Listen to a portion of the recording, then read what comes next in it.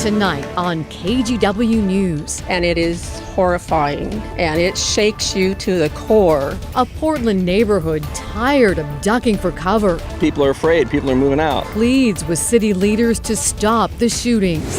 Plus, hundreds of healthcare workers about to lose their jobs for refusing the vaccine. And later, a tip of the hat to a local firefighter who spent 50 years saving lives. You fall together on a moment's notice and take care of a problem. Your news starts now. Portland has seen more than 900 shootings so far this year, a number of them in the Mount Scott-Arleta neighborhood. Thank you for joining us tonight. I'm Laurel Porter. Now, city leaders are trying a new tactic they hope will help. Mike Benner spent some time in the Southeast Portland community to see what people are going through. Imagine watching TV at night and having to get down as low as possible in your house just to avoid a stray bullet that might come through the window or the wall. That's what at least one woman is doing in the Mount Scott-Arleta neighborhood. This neighborhood has seen some of the most gunfire in what's been a violent year in the Rose City, and neighbors here have had enough.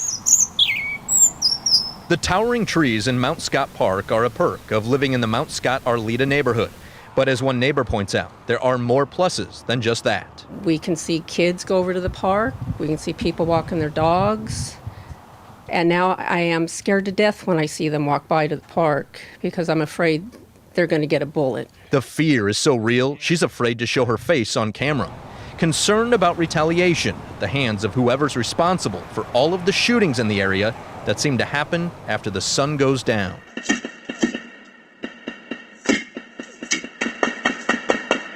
What you heard right there is gunfire from an early September shooting near the park.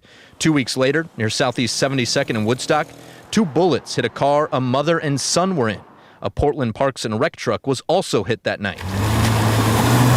And just this past Wednesday night, shots were fired near Southeast 74th and Herald.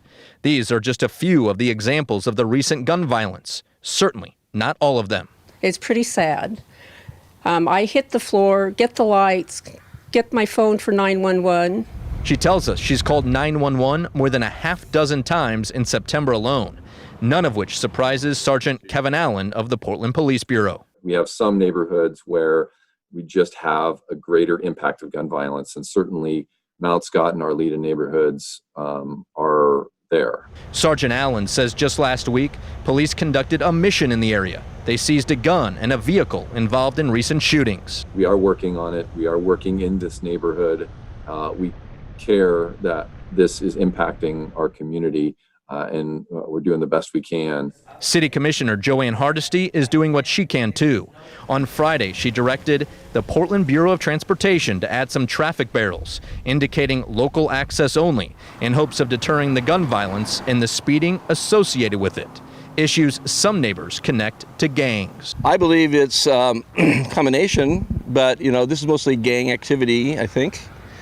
There's a lot of other things going on, but I think the shooting is, it's gangs kind of struggling over turf.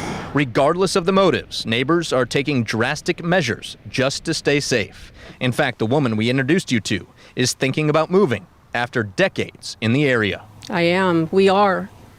This is terrifying. I can't function this way. I really can't. In Southeast Portland, I'm Mike Benner for KGW News. And Portland is getting close to the all-time record for deadly shootings in a year. The latest happened this morning in Southeast Portland on 128th Avenue in the Mill Park neighborhood. A man was shot and killed about 6 a.m. Police say so far they haven't arrested anyone. That was the 68th homicide in the city this year. The record is 70, set in 1987. To the pandemic, a new COVID testing option launched today for Portland students. It's free and aimed at catching cases in kids who aren't showing symptoms.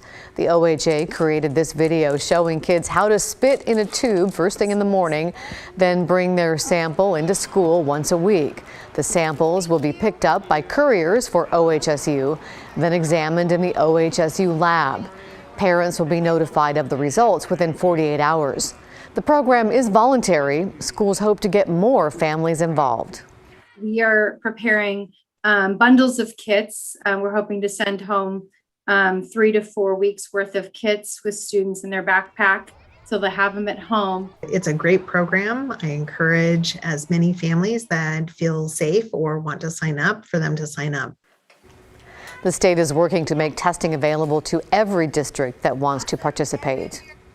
Unvaccinated healthcare workers protested the vaccine mandate outside of legacy hospitals around Oregon today. That's because nearly 800 legacy employees are now on unpaid leave and could soon lose their jobs unless they get the vaccine. This was the scene at Mount Hood Medical Center. Many of these workers filed for religious exemptions but were denied by Legacy. Of those 800 Legacy employees placed on leave, we found out more than 180 of them have already started a vaccine series and will return to work once they are fully vaccinated. Any employee who starts a vaccine series by October 18th will be able to return to work. New at 11, some students wore rainbow shirts and held Black Lives Matter signs at tonight's Newburgh High School football game. This comes just a few days after the Newburgh School Board decided to ban all political flags and signs, which included BLM signs and pride flags. Students also spoke to fans entering the game, telling them the stadium was a safe space and that they would not tolerate hate. A local volunteer firefighter is celebrating a big milestone tonight, 50 years with his department. Catherine Cook and photographer John Gudgel take us to Corbett for the story.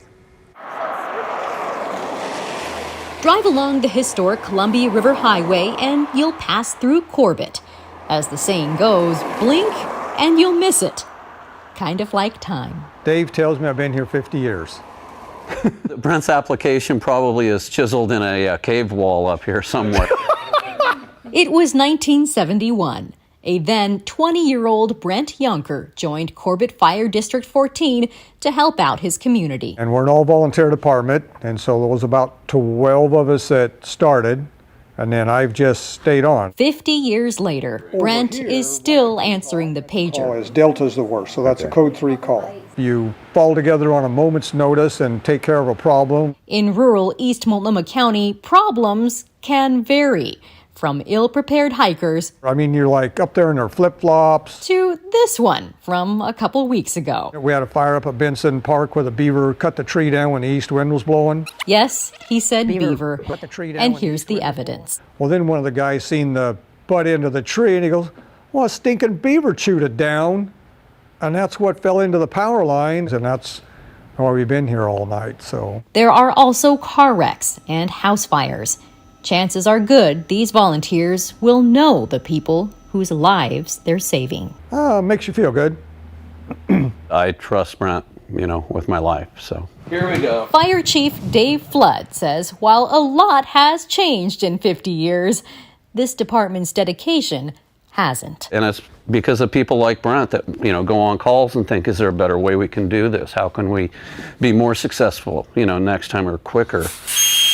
As their title implies, volunteer firefighters like Brent don't get paid, at least for the most part. They bring us treats, especially the locals. And for the last 50 years, I don't know, I'll stick around for a while. That's been more than enough for Brent. In Corbett, Catherine Cook, KGW News.